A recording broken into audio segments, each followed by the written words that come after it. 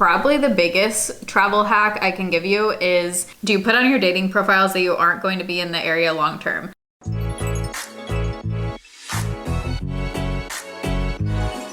Listen, I just drove around for about a half hour trying to find a good lighting spot and a nice background. And you know what? I got us a palm tree here. Bonus points for the palm tree. We'll probably start roasting of heat any second now, so might need to take some AC breaks. Is my mic plugged in? That's the question.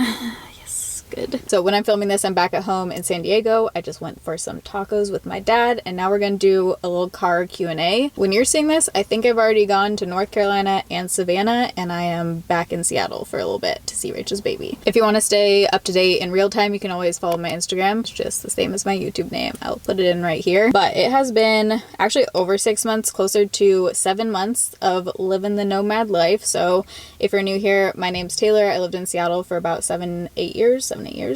We're just gonna call it 7 years because I actually don't know how long it's been. About 7 months ago now, I sold about 90% of my stuff, put the rest in storage in Seattle, and have been traveling around doing the nomad, no lease, no car life since. Living in different places, traveling, and I'm also gonna be eventually moving somewhere whenever I decide to stop traveling, which we'll get into. So not every city I've been is somewhere where I would move to. A lot of it is just for fun traveling. I'm gonna get into the details, answer your questions. My camera is already about to overheat from the sun, and I am also about to overheat. So before I whip out these questions, let's take a little AC break, shall we?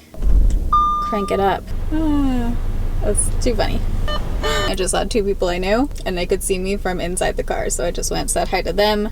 I have the AC on low right now. I'll just try to get a little short blast of oxygen here. Love a blast of oxygen. Okay, so I screenshotted a bunch of questions from Instagram, and all these questions are surrounding this topic of traveling and doing this whole thing right now.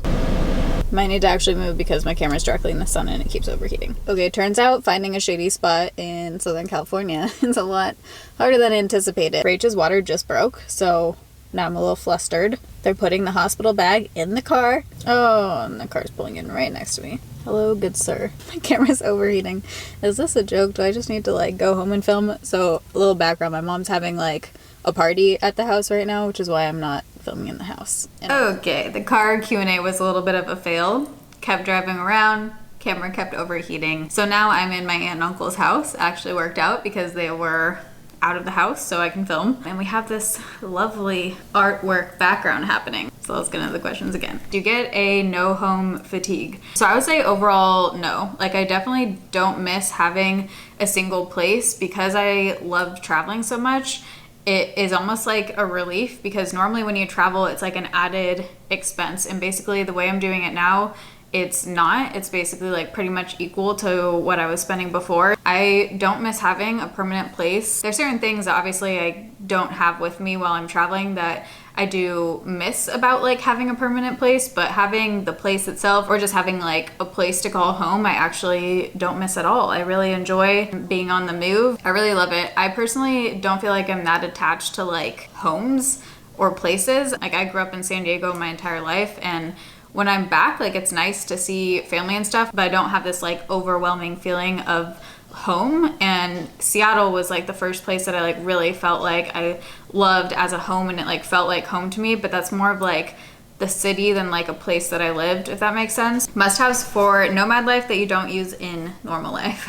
Okay, so probably the biggest challenge for me with nomad life is keeping my friggin' bags under 50 pounds because I have basically one suitcase that's dedicated to filming stuff, filming equipment, cameras, travel lights, makeup, like all the stuff that it takes for me to film videos is basically like one suitcase. And so then I have my other suitcase for just like clothes, whatever else I bring. But a must-have that I definitely wouldn't be able to pack without right now are my plastic Amazon compression bags. Instead of having the ones that vacuum because you don't have access to a vacuum everywhere you travel, these are just so nice because you just zip them yourself and then you just roll out the air. It makes so much more room in your bags, like literally cuts down your, like if you have a stack of clothes like this, it'll shrink it down to like that. So that is a must-have. If you're doing any kind of long traveling, I would say definitely get those bags. I'll link them down below. My other thing would be a baggage scale that you just hook and then you can attempt to lift and see how heavy your bags are before you get to the airport. Is it worth getting higher quality luggage for frequent traveling? 100%. Yes, and actually this is this is a topic that I'm very passionate about because I have tried all the main luggage brands. I've tried Away, I've tried Monos, Calpac. I think all the like most popular ones I have tried. For me, hands down, I think Base is 1000% worth the price. I am not sponsored by them. I bought their luggage myself. I have their big size one and the small size one. The quality, I've compared them, like the outsides and the casing, to Away. Monos was like pure plastic, like you could literally like bend that shit. They're all around the same price, but to me the quality of Base is not even comparable. I think it's way better than Away. I have an Away bag right now and a Base bag as my like two main ones. And then I had one that broke in the middle of my travels. And so I replaced it with the big size of the Base bag because before I just had the small one. And to me, it is 1000% worth it. Also, you just don't want to be dealing with like broken luggage. It's not fun if like a wheel breaks or the zipper breaks or something when you're in the middle of like a big trip. The outside casing of the Base is so freaking hard compared to the other brands I've tried. Way and Calpac, I would say, are like kind of tied for me, but like those two are here, and then Base to me is like up here. Totally worth it. If you need a suitcase, honestly, just get Base. Have these 6 months changed your plans for the future? By the way, I love your videos. Thank you so much. Yeah, they definitely have, because before I decided to do this and travel around, I was pretty sure I was just gonna like pick up and move to New York. I think if I hadn't been traveling around these last 6 months, I would have just done that. And I'm really glad I did that because now I definitely have like a different plan for the future. I loved living in New York City. I was there for a couple months and I really loved it, but I'm 99% sure I'm not gonna be moving to New York. I've talked about why in different videos, but in case you missed that or you're new here, New York I think would be so fun to do what I did and like rent a place for a month or two in the fall and honestly winter, because I do love seasons. I loved New York during the holidays. It's lit up. I feel like that was like for me the best time to be there because you get the fall trees, you get to be there during the seasons, and I just think like New York is so magical during the holiday season.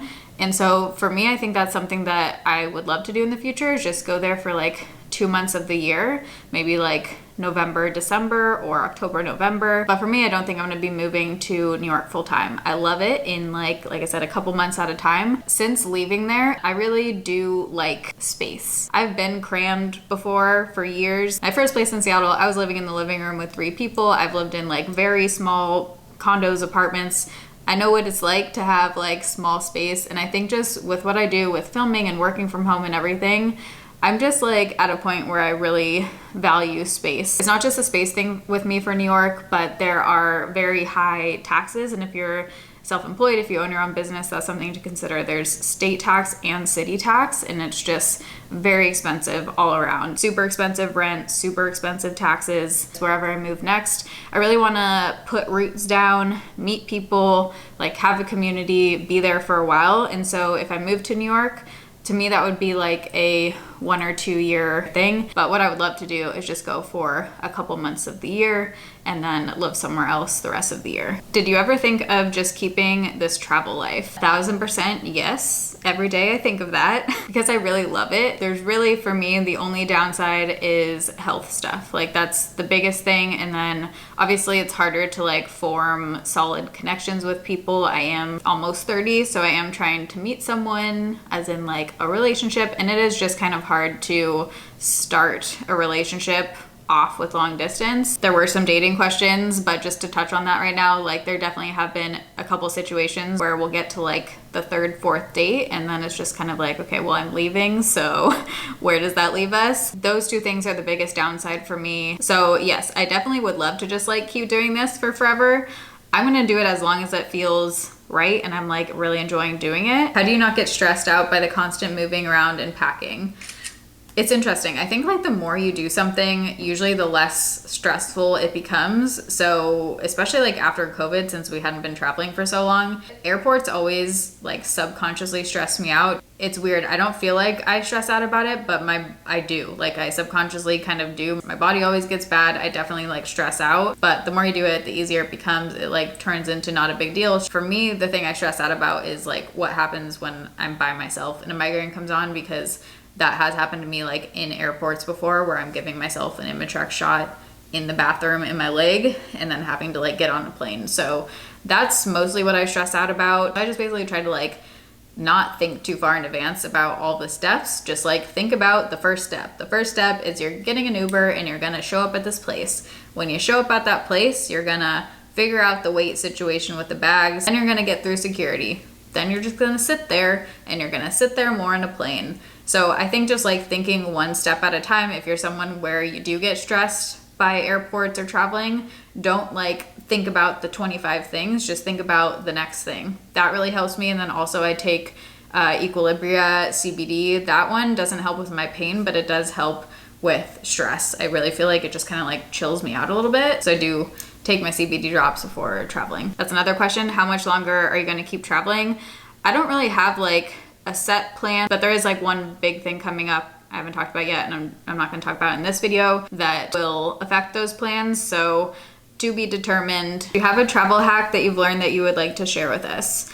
I have a few travel hacks, I would say. Number one, if you don't already, get yourself some kind of travel credit card.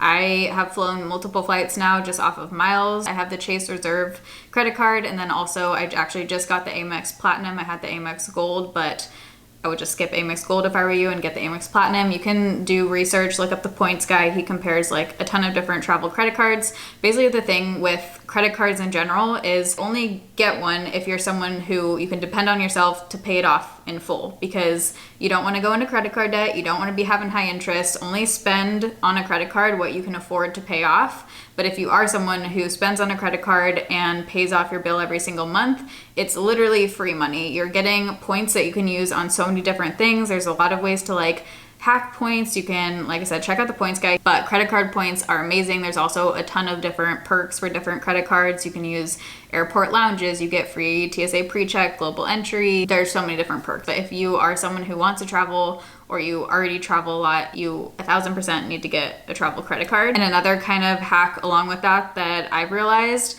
I made this mistake the first time I flew. I don't know how applicable this is going to be to everyone, but if you are someone who's traveling with 2 bags doing this, or you just have a lot of shit, whatever it is, if you're traveling with 2 bags, baggage fees can super add up. And sometimes, especially if you have an overweight bag, it can actually be cheaper to buy a business class fare that includes 2 free overweight bags on most airlines than to buy the economy ticket and then pay for the bags. So just do your research and check what the prices are, because that's happened to me on probably like 2 or 3 flights where it actually was cheaper to do that with the 2 bags. So that's something I never would have thought of before, probably because in the past I fly with 1 bag, not like 2 big ones. But let me check my notes, because I actually was taking some notes for a potential video on this topic. I have 2 more kind of travel hacks for you. First thing is, if you're booking an Airbnb, always put in the week-long date and then the month-long date, because almost every place does pretty significant discounts for a monthly stay, because that's way easier for them.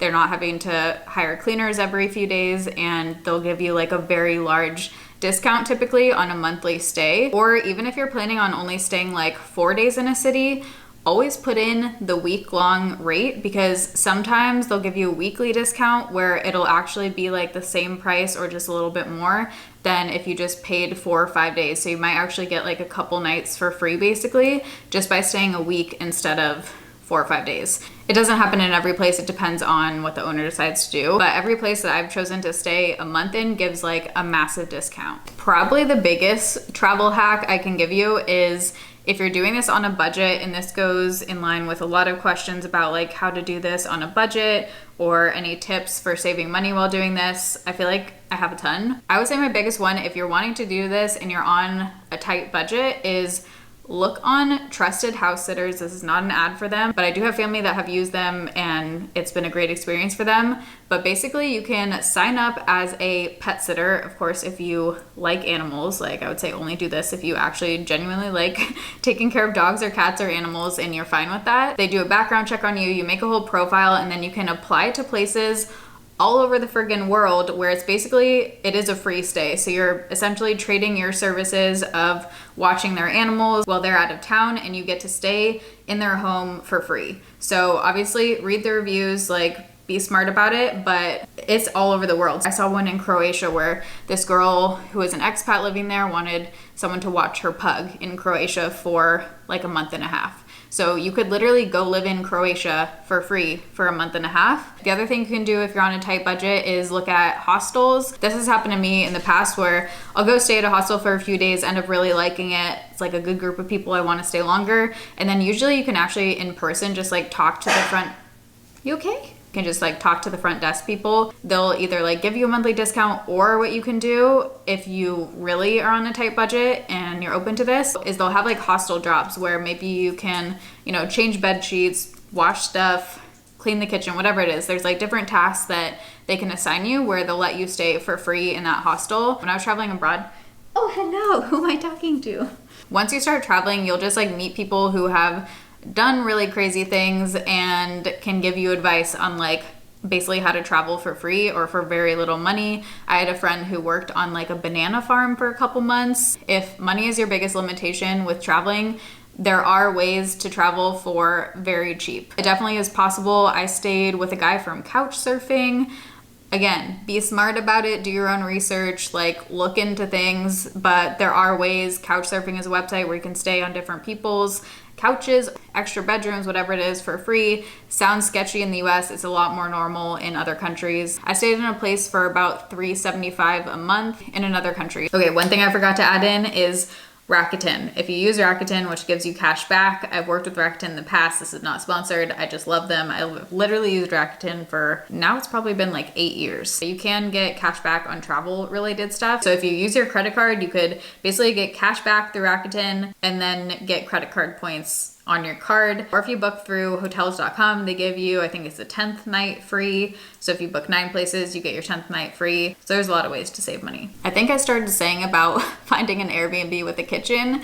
Basically what I like to do just to save money on like food and stuff is one of the reasons I like staying in Airbnbs especially is because again, you get the monthly discount. Also you have a kitchen. Whereas if you're just staying in a hotel, it's typically way more expensive. You don't have a kitchen and so you're cooking less. Especially if I'm staying somewhere for like a month or two, I will get groceries, basically eat like pretty similarly to how I normally do. Where have you decided to put down roots? I have not decided yet. There's one place that I am thinking is number one, but I'm not gonna quite share that yet. So this is probably one of the most asked questions about safety. How do you keep safe traveling alone as a woman by myself? Basically, I don't do anything wherever I'm traveling that I wouldn't do at home. So whether I'm living somewhere or traveling somewhere, it's all the same. I always just try to be aware of my surroundings, don't walk alone at night, don't do things that like put me into sketchy situations, just be smart about it, be cautious, and if you ever have that like feeling that something is off, just follow it. Don't worry about how dumb it looks. Don't worry about like, I was actually talking to a friend the other day about sketchy situations on subways, and she was saying that she just like, she was in this situation, she just like stayed there. She was worried about like how it was gonna look. And I was like, dude, if you feel that intuition, that feeling that something is off, who cares? Follow that, get up, move, do whatever you have to do, because it could literally mean the difference of you getting hurt or you being safe and nothing happening. So if it's between those two options, I would way rather look stupid and like get up. You don't need to be polite about it. If you feel like a person or a guy is being weird, just get up. You don't need to like have an excuse, just get up. You're never gonna see him again. Make your safety a priority because that's really all you can do. I always think about that when I'm like on a plane. You're on the plane, sitting there, anything can happen, but literally you are out of control of it. It's up to the pilot and whoever else is on the plane to like handle that situation. So at that point, you're just gonna have to like let go, and what's gonna happen is gonna happen. That's how I think about situations typically. Like I'm gonna do what's in my control to make sure I'm safe, and then that's it. That's all you can control.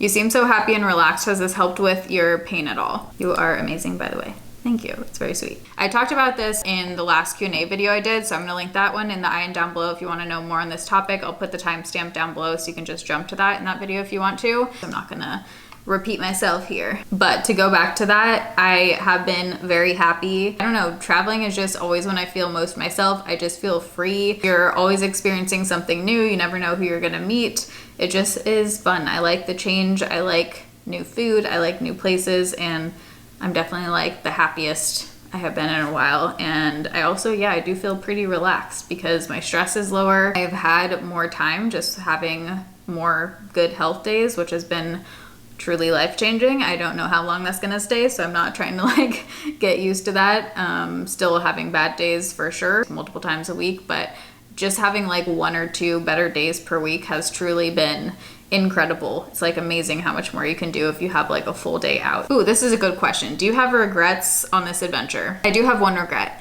I think for me, Boston, and I talked about it in that last video as well, Boston for me was definitely like a low point.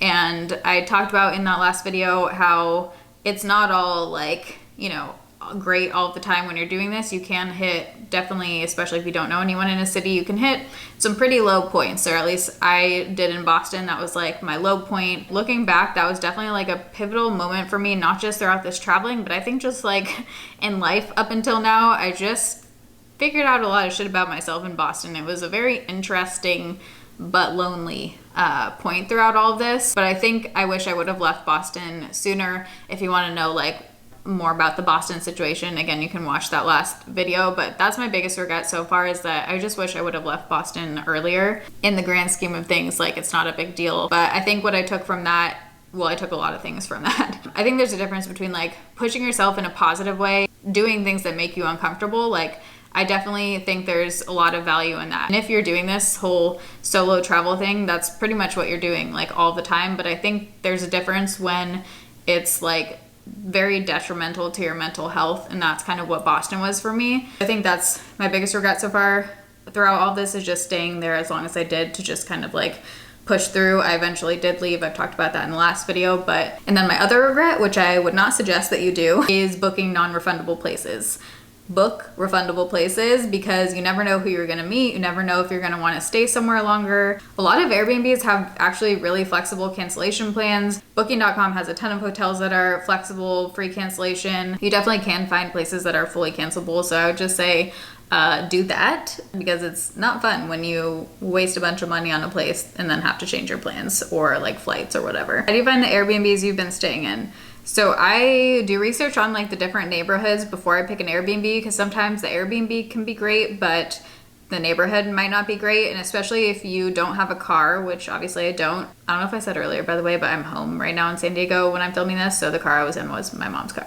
But I sold my car before all this, so I've just been flying places I don't have a car. So I've just been Ubering or lifting in the cities that I'm in, or scootering or walking, whatever. But that can really add up. It's still cheaper than having an actual car, which is wild. Like, between all the insurance and car payments, whatever, everything, gas now, it actually is like significantly cheaper, I figured out, to just Uber and Lyft everywhere. Which is nuts. In most cities, not in Seattle. Seattle is crazy expensive. Seattle so far has been the most expensive city, more than New York, more than anywhere that I've been. Seattle's Lyft and Ubers are off the charts right now. I'm talking like $35 to go literally like 15 minutes. Miami, Austin, everywhere else, the Ubers and Lyfts have been really cheap. But I love having like an Airbnb that's in a walkable area where I can just take a break from work, go walk, explore a little, go to a coffee shop, whatever. So I definitely research like the areas, and then of course I look at the monthly rate and try to find like a really good price. For me, I have like a couple other things I look for in Airbnbs, just with filming. Like, good natural lighting is really key. By the way, another thing you can do to save money is, instead of booking the entire place Airbnbs, that's like a category on there, you can find a room in someone else's house. If they have really good reviews, like, again, just do your research. It shouldn't be an issue. I have done that in the past too, but for filming and stuff, it's just much easier to have my own place than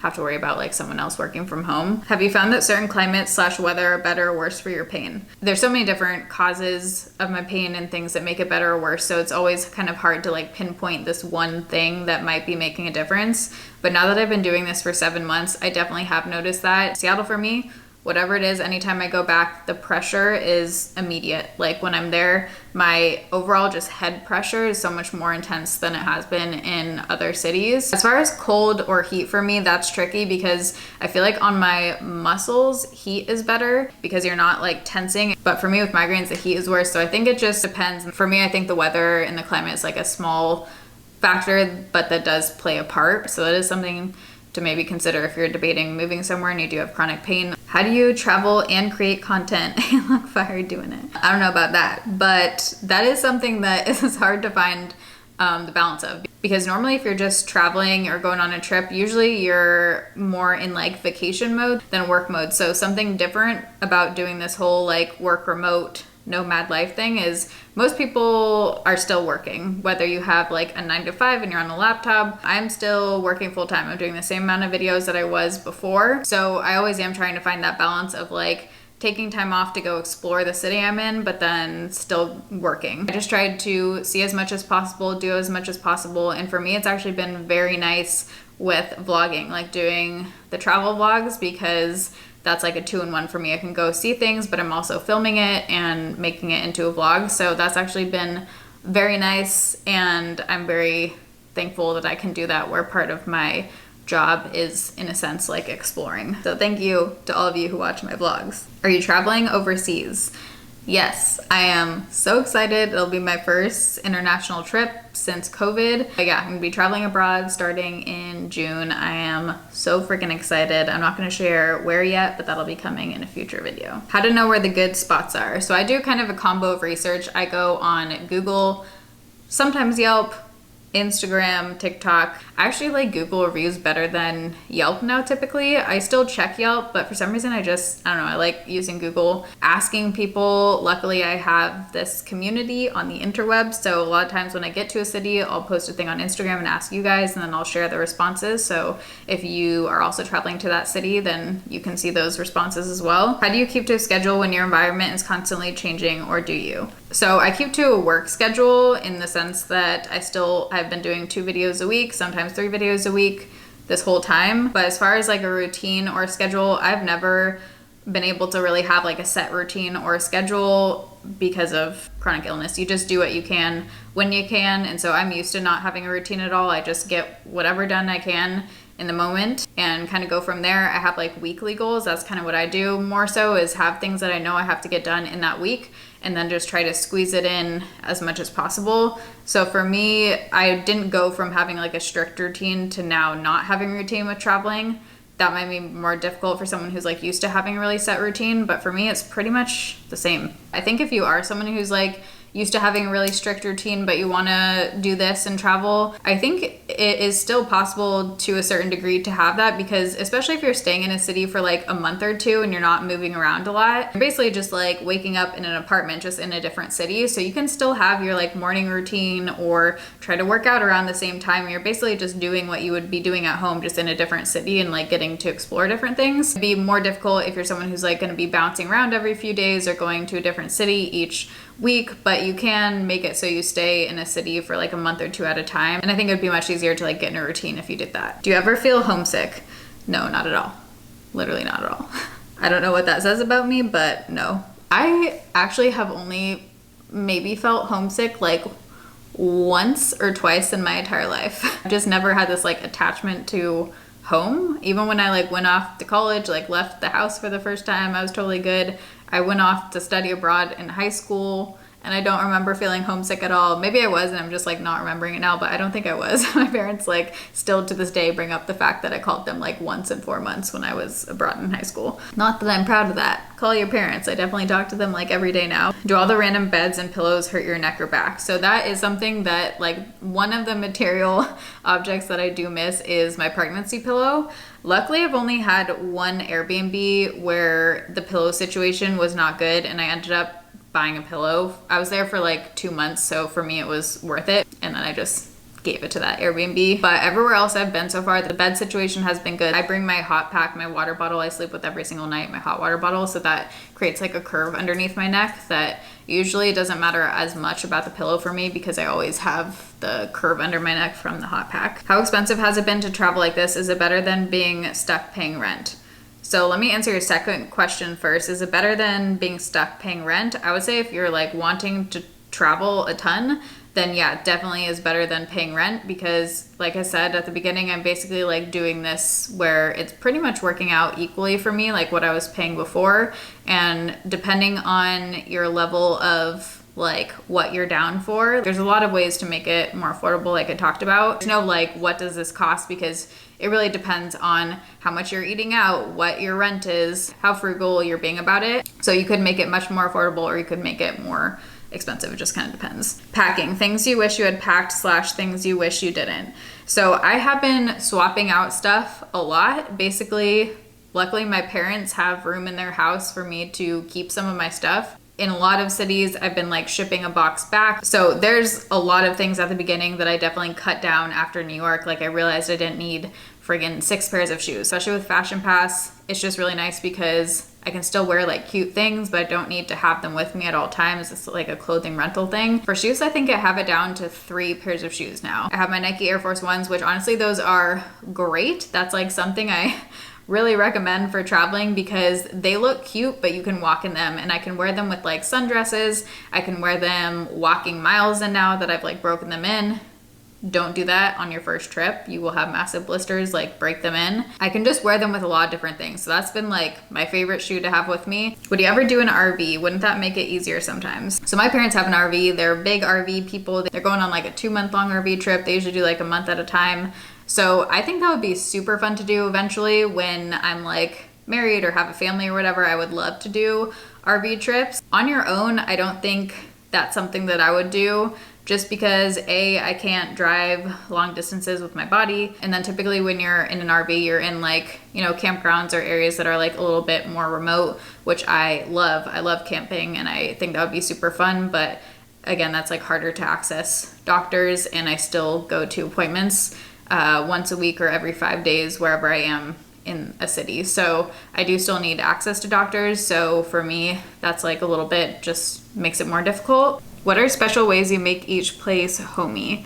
Okay, so I do have one thing that I do in every place. I bring my candles that I made with Anchored Northwest. They are still available if you are curious. 10% of the proceeds of the Love You Loads candle goes to Healthwell Foundation. I'll have them linked down below, but I do bring my candles with me, even though it is extra weight. It's just one of those things, like candles for me just makes it feel like home. It's so nice being able to light a candle. It's just one of those things to me that is worth the weight, like the physical weight, and that makes a place just feel homey to me. The other thing is I always have my gray sweatshirt and my fuzzy socks. The other thing I do is I try to unpack if a place has like drawers or closets, just to feel like I'm actually like living somewhere and not just like on the go all the time. I found that that really helps to like fully unpack, get things in their spots like I would in like a normal apartment, which is opposite of what I do normally if I'm just going on a trip. Like if I in the past have just gone on like a week-long trip or something, I pretty much never like fully unpack. I'm not that person who like gets to a hotel room and puts stuff in drawers. I usually just keep it in my suitcase because I don't want to have to like unpack, repack. But it really helps, like if you're planning to be on the go for months at a time, I do think it's one of those things that it just makes you feel like a little more permanent. And I'm trying to get a system so that once I have the weight even in the 2 bags, I can just put the exact same things back in the same bag. So far it's always a shit show when I get to the airport. Favorite thing you've learned from the experience? I just think like having these holy shit moments when you're traveling is just something you can't explain and something that you'll remember for forever, whether it's like someone you met or just being by yourself. For me, like traveling, you could have the most basic day where you're just like going to a grocery store in a new place or doing a new walk in a new city, and it just feels like so satisfying to me on like a soul level. That's not really something that I've learned, but I think it just like gives you appreciation for small things. Oh, I'm really good at not actually answering the question, but just rambling on about something pretty unrelated. Is it all that you want it to be? I love watching your experiences. Thank you for watching. I would say, yeah, like I am loving it.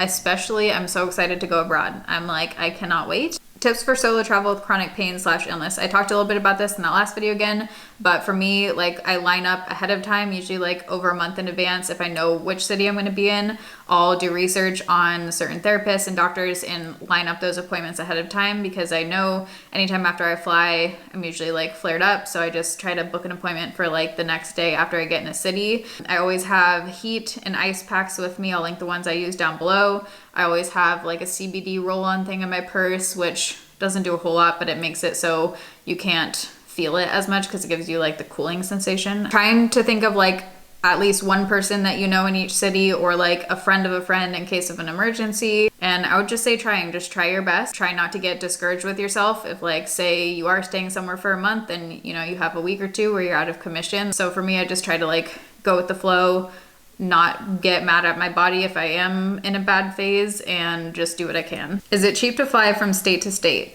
It really depends. Some places are very cheap to fly out of, like Miami. Miami, it's bizarre. It is like dirt cheap to fly pretty much anywhere in and out of Miami. Like, I don't know what's going on there. I don't know how they're doing that. You can find really cheap routes sometimes that you'd be shocked. Just look, use like the Kayak Explorer, or you can do Google Flights Explorer and see the cheap routes at that time. Book ahead of time. There's like a sweet spot. You don't usually want to book like too far out, because then not all the flights are available yet and they might be changing and stuff. You definitely don't want to book like a week or two before, because that's going to be super expensive. So I usually try to book them like at least a month out, usually like between 1 to 2 months out, and that's when you can get good like flight deals. Do you put on your dating profiles that you aren't going to be in the area long term? That's a good question. So in my like bio for what I do say work remote. And then usually once I start talking to someone, like if we match and we start talking, then I'll say like, oh yeah, I'm here until like this date. I'm traveling and working remote right now. So I definitely like let them know before we go on a first date, because, you know, I get it. Like not everyone wants to like go on a date if there's potential that you're leaving. So I do let them know. Biggest splurge for travel. Sometimes I'll have like YOLO moments with my Airbnbs where I'm like, I'm just gonna do it. Other times I try to like save money there. It just depends. I'm doing this in a way that's like comfortable for me and my finances, but isn't like total splurging, because I would rather do it for a longer amount of time and do it the way I'm doing it than like go insane hard and do all this like crazy stuff. Would you ever live full-time in Los Angeles or anywhere in California? No. No. I don't love LA. I don't love Southern California for living here full time. I talked about this in my San Diego vlog number 2, the second one, but it's always different when you grow up somewhere. For me, I really like living in different places. It's a great place to grow up. Like, I'm very thankful that I did grow up here. I recognize that I'm like very lucky to have grown up in San Diego, but it's just not somewhere I see myself living full time. Or in LA, I just don't love like the Southern California vibe.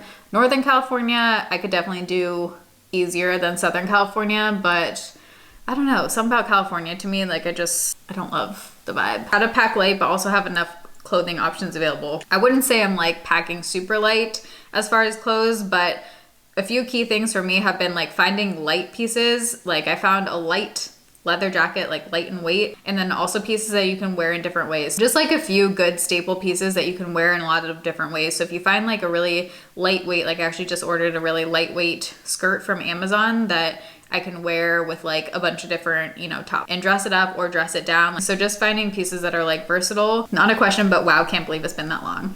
Same, man, same. To me, it feels like it's been like 3 or 4 months.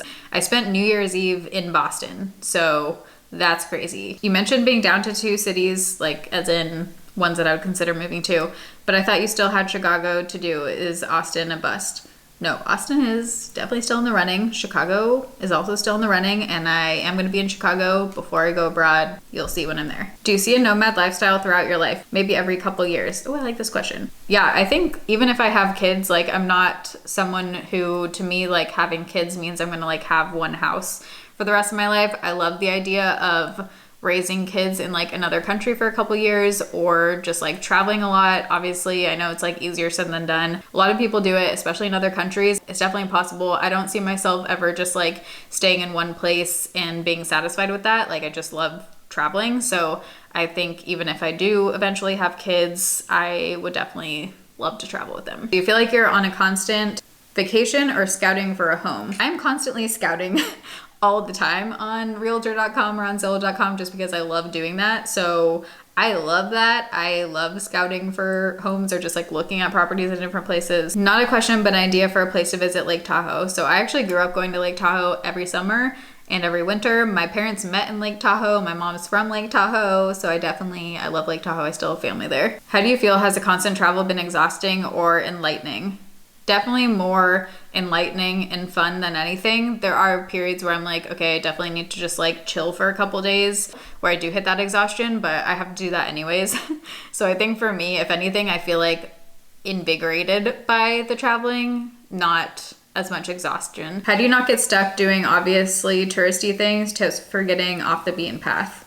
I think it depends how long you're in a city, because sometimes it can be good to do the touristy things. Like sometimes they're touristy for a reason, sometimes they're not, and it's better to do other things or get like recommendations from locals. So I think it just depends, but how I find those places are usually either like asking people. Anytime I'm in an Uber in a new city, I'll like ask people what their favorite spots are, or just like people in a coffee shop, just anyone, I'll just ask if they have any like places I should check out. And one thing I really like to do, this is how I found like the prettiest friggin' beach when I was in Miami, is I'll just like scroll on Google Maps. Like in Miami, I was like scrolling to find the little like different keys and islands and just then like researching them. TripAdvisor usually has more of like the touristy things, but you can also go on Airbnb experiences.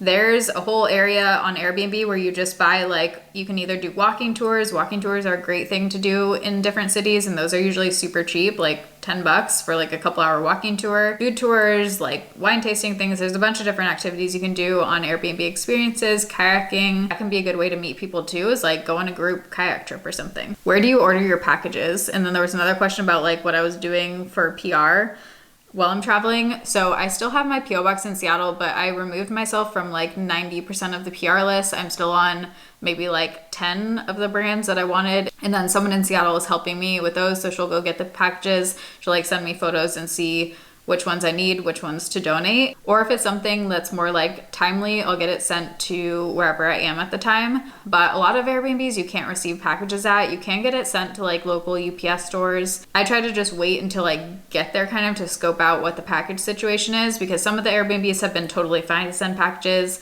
Other ones I've gotten like packages lost, so it just kind of depends. What do you miss the most while traveling? So I've been thinking about this. The only physical things that I miss really are my pregnancy pillow, like I mentioned, glass straws, a coffee frother, and like blasting music in a car while driving. I don't really miss driving, like I don't miss having a car, but I do miss just like being by yourself, blasting music in the car.